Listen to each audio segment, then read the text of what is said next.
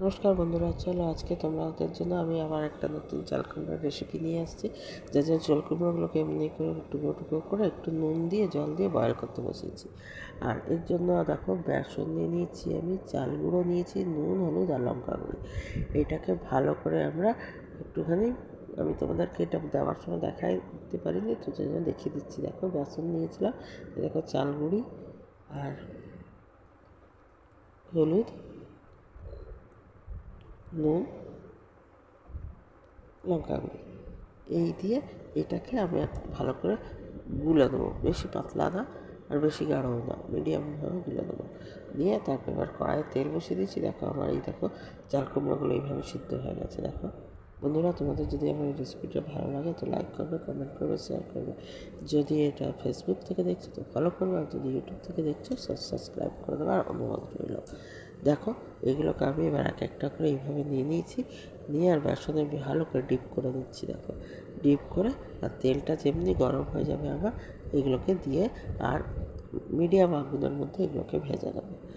এইভাবে তেলটা আমার ভালো করে গরম করে দিচ্ছি। আগেই তেলটা গরম বসিয়ে দিয়েছিলাম। দেখো বন্ধুরা, তোমাদের যদি আমার রেসিপিগুলো ভালো লাগে তো আমার পেজটিকে ফলো করে রাখবে, তাতে পরবর্তী রেসিপিগুলো পেতে তোমাদের কোনো অসুবিধা হবে না। দেখো বন্ধুরা, আমি এইভাবে একটা একটা করে এগুলো দিয়ে দিচ্ছি।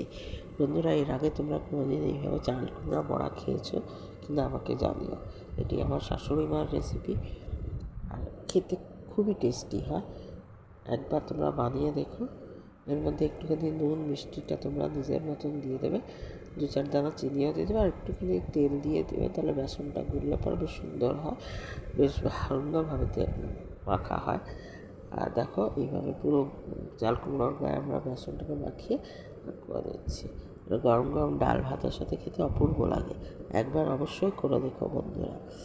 আমি ওই প্রথমে খেয়েছিলাম না, কিন্তু আমার শাশুড়িমার হাতে এই রেসিপিটা খেয়ে আমার খুব ভালো লেগেছিলো, তাই আমি এখন আজকে তোমাদের সাথে এটা শেয়ার করছি।